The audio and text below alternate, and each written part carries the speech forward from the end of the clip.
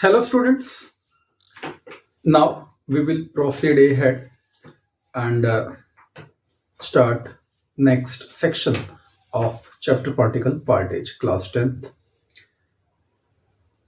Today's first topic is what are the major challenges which the particle partage face in the present era.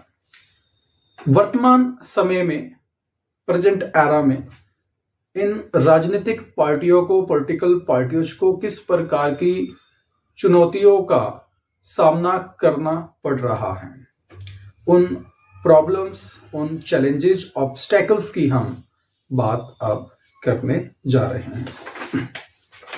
First challenge for political parties in India is lack of internal democracy.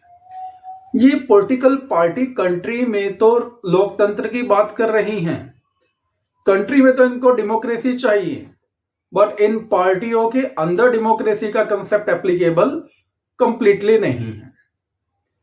Lack of internal democracy, internal आंतरिक लोकतंत्र की कमी इन पार्टियों में, इन political पार्टियों में आंतरिक लोकतंत्र की बहुत बड़े लेवल पर कमी पाई गई है और है. The first challenge is lack of internal democracy within parties. Parties में डिफरेंट टाइप्स की पोस्ट्स, पोजीशंस, लेवल्स होते हैं. प्रेसिडेंट होता है, सेक्रेटरी होते हैं और डिफरेंट दूसरे जो ऑफिशियल्स की पोस्ट्स रहती हैं.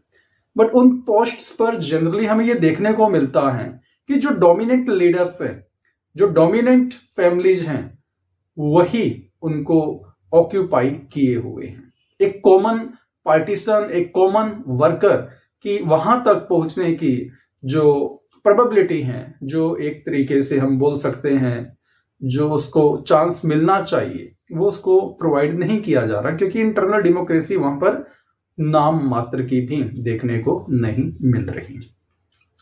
Parties do not keep membership registers. इन पार्टीज के पास इनके मेंबर्स का कोई रिकॉर्ड नहीं है, कोई रजिस्टर नहीं है. ठीक है. Do not hold organisational meeting. कोई ऑर्गेनाइजेशनल मीटिंग्स इनमें देखने को नहीं मिलती. इलेक्शन जीत गए, बाकी सब कुछ जो पार्टी के अंदर जो एक ऑर्गेनाइजेशन का डिसिप्लिन होता है वो मेंटेन होना चाहिए, उस साइड ये कोई भी ध्यान नहीं दे रहे हैं. यानी खुद इन डिसिप्लिन में रहते हुए डिसिप्लिन की ये बात करते हैं पब्लिक डोमेन में. And do not conduct internal elections regularly. ठीक है. जनरल किसी भी पार्टी में हमें इंटरनल इलेक्शंस रेगुलर बेसिस पे देखने को नहीं मिलेगा. अगर वो पब्लिक डोमेन में ये शो भी करते हैं कि इंटरनल इलेक्शन हो रहे हैं, तो वो भी नाम मात्र के हैं. ठीक है. ट्रू जो फिलॉसफी है डेमोक्रेसी की वो एग्जिस्ट नहीं करती, और ना ही ये पॉलिटिकल पार्टी के जो लीडर्स है इंटरनल ट्रू डेमोक्रेसी को फॉलो करने देते हैं दूसरों को. Ordinary members of the party do not gate sufficient information. एक साधारण जो कार्यकर्ता है, ऑर्डिनरी जो मेंबर है पार्टी का, पार्टी के अंदर क्या चल रहा, किस तरीके की डिप्लोमेसी खेली जा रही है, रची जा रही है, ठीक है, उसको किसी भी कंसेप्ट की क्लियर कट कोई भी नॉलेज नहीं होती कि पार्टी क्या डिसीजन लेने जा रही है. Do not gate sufficient information on what happens inside the party. Party के अंदर क्या चल रहा है वो अंदर के लोगों की बात है जो इन्फ्लुएंशियल है. As a result the leaders assume greater power to make decisions in the name of the party. और रिजल्ट क्या रहता है कि जो लीडर्स है उनके पास बहुत बड़ी पावर आ जाती है और वो पार्टी के नाम पे अपने डिसीजन देना स्टार्ट कर देते हैं. Second challenge for political party is dynastic succession. Generally political domain में हमें सुनने को मिलता है परिवारवाद, कि एक ही परिवार के लोग या उनके जो रिलेटिव हैं उन्हीं को पॉलिटिकल पार्टी में अहमियत दी जा रही है, इंपॉर्टेंस दी जा रही है. जो एमएलए के, एमपी के जो टिकट होते हैं वो आप अपने परिवारों के मेंबर्स में ही बांट लेते हैं. यानी जो एक साधारण कार्यकर्ता है, पार्टीसन है, जो उसका कार्यकर्ता हम बोलेंगे, फॉलोअर्स तो नहीं बोलेंगे, कार्यकर्ता जो है, ठीक है, वो जमीनी लेवल पे काम कर रहा है पार्टी के लिए, बट उसको टिकट जनरली नहीं दी जा रही. ठीक है, जो कार्यकर्ता है उनको नजरअंदाज करके अपने चहेतों को, अपने फैमिली मेंबर्स को, अपने रिलेटिव को, जो उनके क्लोज फ्रेंड्स हैं, उनको ये अपनी पार्टी की टिकट देते हैं। और ये कंसेप्ट सभी पॉलिटिकल पार्टी पे एप्लीकेबल है। 19-20 का कोई फर्क हो सकता है, अदरवाइज सभी एक ही थाली के चट्टे बट्टे हैं। तो सेकंड यहाँ पर है, second challenge of dynastic succession is related to the first one. Those who happen to be the leaders are in position of unfair advantage to favor people close to them or even their family members. In many parties, the top positions are always controlled by members of one family. एक ही family के लोगों के पास जो top position होती हैं वो रहती है, मेनली जो प्रेसिडेंट होते हैं पार्टी के, ठीक है, जो सेक्रेटरी होते हैं, ठीक है। This is unfair to other members of that party. उस पार्टी के दूसरे मेंबर्स के साथ ये नाइंसाफी है, अनफेयर है। Third challenge for political party is money and muscle power. ठीक है, जनरली इलेक्शंस के टाइम में पैसे की हम बात करते हैं कि पैसे के बदले वोट परचेज किया जा रहा है, ठीक है, और मसल पावर की जो स्ट्रॉन्ग है, ठीक है, फोर्सफुली हम देखते हैं कि जो दूसरे अनफेयर जो एंटी सोशल एलिमेंट्स है, ठीक है, वो एक्टिव हो जाते हैं और काफी कुछ देखने को मिलता है। Money and muscle power. The third challenge is about the growing role of money and muscle power in parties. हम जनरली देखते हैं कि जो इकोनॉमिकली स्ट्रॉन्ग है, ठीक है, लाइक इंडस्ट्रियलिस्ट की हम बात कर सकते हैं, बिजनेसमैन की बात करते हैं, तो उनका एक मेन डोमिनेंट रोल हमें पॉलिटिकल पार्टी में देखने को मिल रहा है, specially during election. Since parties are focused only on winning election. देखो, पार्टी का मेन ऑब्जेक्टिव इलेक्शन को जीतना है कि किसी ना किसी वे में वो पावर में आए, गवर्नमेंट बनाए। They tend to use shortcuts to win elections. तो फिर वो shortcuts जो एक तरीके से एंटी लॉ एक्टिविटी भी हो सकती हैं, ठीक है, वो shortcuts निकालना शुरू कर देते हैं। They tend to nominate those candidates who have or can raise lots of money. वो ऐसे कैंडिडेट को टिकट देना स्टार्ट कर देंगे जो पार्टी फंड में बहुत डोनेट कर सकते हैं, पैसा लगा सकते हैं। In some cases party support criminals who can win elections. अगर हम एमएलए एमपी की इनके एफिडेविट देखें तो बहुत से ऐसे एमएलए एमपी मिलेंगे जिन पे क्रिमिनल चार्जेस फ्रेम्ड है और जिनको जेल में इम्प्रिजनमेंट भी हो चुकी है। ऐसे एंटी सोशल एलिमेंट्स को भी पॉलिटिकल पार्टी जीतने के लिए कैंडिडेट को टिकट देती है। फोर्थ जो चैलेंज है पॉलिटिकल पार्टी के लिए, decline of meaningful choices. Decline of meaningful choices. जो मीनिंगफुल चॉइसेज है उनको नजरअंदाज कर दिया जाता है, डिक्लाइन कर दिया जाता है। The fourth challenge is that very often parties do not seem to offer a meaningful choice to the voters. अब जो वोटर्स की चॉइस है, ठीक है, उनको पार्टी नजरअंदाज करके ऐसे लोगों को कैंडिडेट बना देती है जिनको लोग नहीं चाह रहे। In order to offer meaningful choice, parties must be significantly different. In recent years, there has been a decline in the ideological differences among parties in most parts of the world. ठीक है, अगर हम पूरे world को भी analyse करेंगे तो जो पॉलिटिकल पार्टी की आइडियोलॉजी थी उनमें कहीं ना कहीं जो डिफरेंसेज है वो कम होते नजर आ रहे हैं। ठीक है, एक पर्सन पहले एक आइडियोलॉजी को सपोर्ट कर रहा है तो वो दूसरे में जा रहा है। ठीक है, तो मींस जो आइडियोलॉजिकल डिफरेंसेज पे पॉलिटिकल पार्टी का फॉर्मेशन था वो कहीं ना कहीं धुंधला पड़ता हुआ दिखाई दे रहा है। जो डिफरेंसेज है वो क्लियर कट दिखाई नहीं दे रहे। सभी का मैनिफेस्टो लगभग अप्रोक्सीमेटली ओवरलैपिंग नेचर का देखने को मिल रहा है। नेक्स्ट जो टॉपिक हमारे पास है वो suggest any 5 measures to reform political parties. यानी ऐसे रिफॉर्म्स हमने सजेस्ट करने हैं जो पॉलिटिकल पार्टी में किए जाए तो उनकी एफिशिएंसी को, उनके डेमोक्रेटिक नेचर को इंप्रूव किया जा सके। A law should be made to regulate the internal affairs of political parties. अब सभी जो इसमें मेजर्स रिफॉर्म्स की बात करेंगे, जो भी हमने प्रॉब्लम्स और चैलेंजेस की बात की है उनको ओवरकम करने के लिए सजेस्ट किया जाएगा कि पार्टी में इंटरनल डेमोक्रेसी पे जोर देना चाहिए। जो उनके वर्कर्स हैं उनका प्रॉपर रिकॉर्ड है, रजिस्टर है, उसको मेंटेन करना चाहिए। डायनेस्टिक सक्सेशन को रिड्यूस करना चाहिए, ठीक है, उसको इंपॉर्टेंस नहीं देना चाहिए। मनी और मसल पावर को यूज नहीं होने देना चाहिए, ठीक है, और मीनिंगफुल चॉइसेज होनी चाहिए लोगों के पास कि एक पर्टिकुलर आइडियोलॉजी वहां पे क्लियर कट समझ में आए। It should be made compulsory for political parties to maintain a register of its members to follow its own constitution. Political party के अपने खुद कुछ रूल रेगुलेशंस होने चाहिए ताकि पता लगे कि वो भी एक डिसिप्लिन ऑर्गेनाइजेशन है। To have an independent authority to act as a जज in case of party dispute. Political party में भी क्या होते हैं, डिस्प्यूट होते हैं। कई बार देखते हैं कि कोई पॉलिटिकल पार्टी का जो लीडर है, ठीक है, अगर उसको टिकट नहीं मिलती तो वो उस पार्टी को छोड़ के चला जाता है, दूसरी पार्टी में चला जाता है। यानी मेनली तो जो पॉलिटिकल पार्टी के वर्कर्स है या इनके जो कैंडिडेट्स है वो अपने इंटरेस्ट के ऊपर इसमें पार्टिसिपेट कर रहे हैं। मुझे लगता है कि जनता का इंटरेस्ट कम देखते हैं, खुद का इंटरेस्ट ये ज्यादा देखते हैं। To hold open elections to the highest post, यानी एक फेयर यहाँ पे इलेक्शन सिस्टम होना चाहिए। इंटरनल जो जज होना चाहिए वो इंडिपेंडेंट होना चाहिए, पॉलिटिकल पार्टी का इंटरनल कोई बंदा नहीं होना चाहिए। It should be made mandatory for political parties to give a minimum number of tickets about 1/3 to women candidates. अगर हम यहाँ बात करते हैं तो वुमेन रिजर्वेशन की बात करते हैं कि पॉलिटिकल पार्टी पे ये मैंडेटरी एप्लीकेबल होना चाहिए जो रूल है कि to give a minimum number of tickets, कम से कम 1/3 हमने वुमेन कैंडिडेट्स को प्रमोट करना चाहिए। Similarly there should be a quota for women in the decision making bodies of the party. जो पार्टी की डिसीजन मेकिंग बॉडी है उसमें भी वुमेन को एक एक्टिव रोल प्ले करना चाहिए। There should be state funding of elections, जो इलेक्शंस की फंडिंग है वो स्टेट फंडिंग होनी चाहिए। ठीक है, जो इलेक्शंस के लिए जो डोनेशन है, जो फंड्स हैं, वो पॉलिटिकल पार्टी के ऊपर नहीं छोड़ना चाहिए कि वो खुद ही उसको जनरेट करे।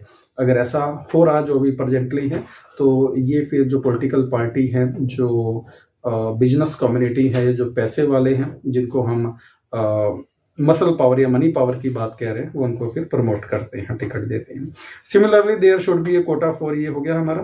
There should be state funding of election. The government should give parties money to support their election expenses. People can put pressure on political parties. This can be done through petitions, publicity and agitations.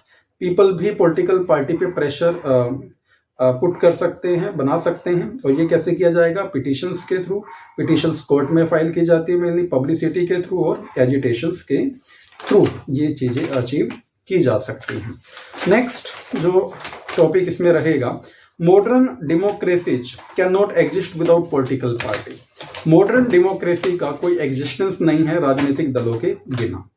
In a democratic setup political parties are required because without political parties every candidate in the election will be independent. पहला concept तो यहाँ पर आ रहा है कि अगर political party नहीं होगी, सभी 543 अगर इंडियन लोकसभा की हम बात करते हैं, सभी कैंडिडेट क्या हो जाएंगे? इंडिपेंडेंट हो जाएंगे।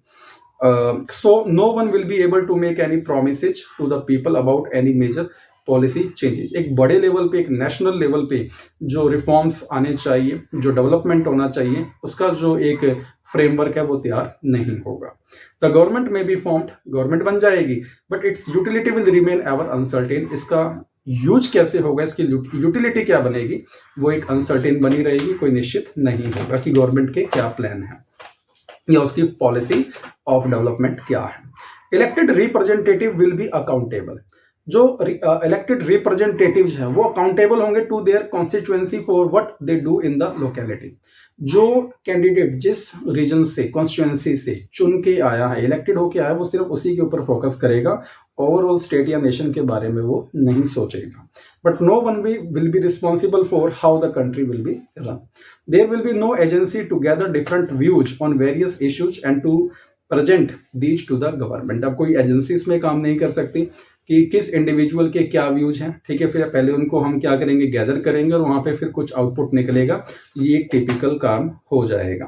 पार्टी के अपने डेवलपमेंटल एजेंडा होते हैं, इंडिविजुअल का जो डेवलपमेंटल एजेंडा होगा वो पॉलिटिकल पार्टी के डेवलपमेंटल एजेंडा से बिल्कुल डिफरेंट होंगे। ठीक है, अब यहाँ पर कंसेप्ट आ रहा है कि सभी कैंडिडेट यहाँ पर क्या इंडिपेंडेंट है, तो वो सिर्फ अपने इलेक्शन के रिगार्डिंग, अपनी कॉन्स्टिट्यूएंसी के रिगार्डिंग ही सोचेंगे। ठीक है, बट जिस स्टेट से बिलोंग कर रहे हैं, जिस नेशन से बिलोंग कर रहे हैं, उसके बारे में वो नहीं सोचेंगे, क्योंकि वहां पे यूनिटी मेंटेन नहीं हो सकती। No one will be responsible for bringing various representatives together so as to form a responsible government.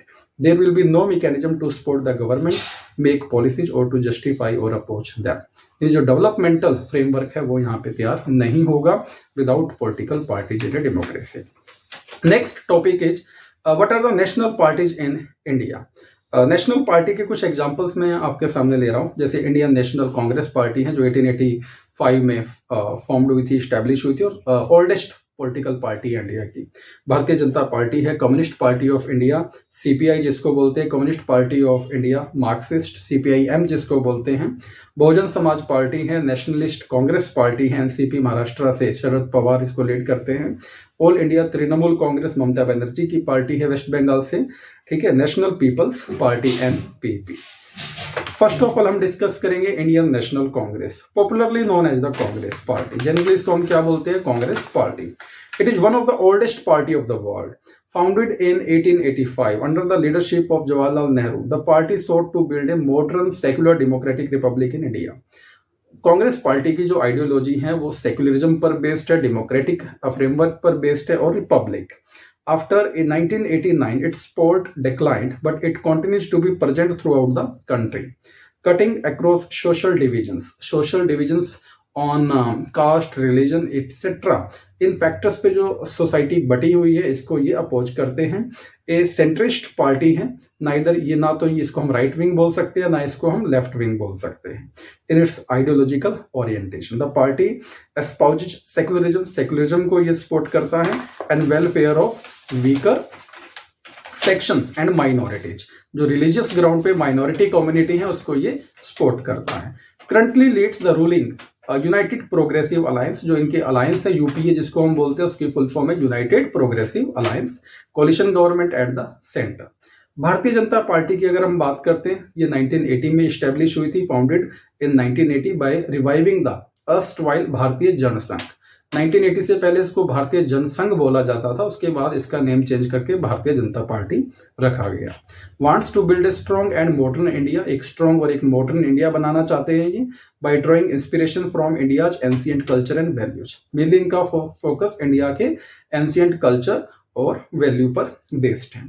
Cultural nationalism, Hindutva की बात करते हैं, an important element in its conception of Indian nationhood and politics. जो हिंदू राष्ट्र की जब ये बात कर रहे हैं तो उसमें हिंदुत्व एक बहुत बड़ा एलिमेंट है भारतीय जनता पार्टी के लिए। Wants full territorial and political integration, Jammu और कश्मीर का इंटीग्रेशन इंडिया के साथ, फुल टेरिटोरियल और पॉलिटिकल इंटीग्रेशन चाह रहे हैं ये।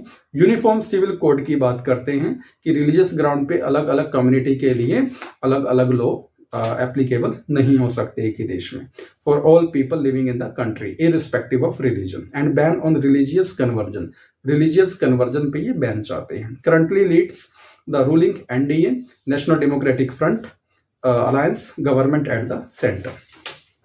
थर्ड पॉलिटिकल पार्टी है Bahujan Samaj party, origin UP से है, formed in 1984 under the leadership of Kanshiram, seeks to represent and secure power for the Bahujan Samaj which includes Dalit, Adivasis, OBC and religious minorities.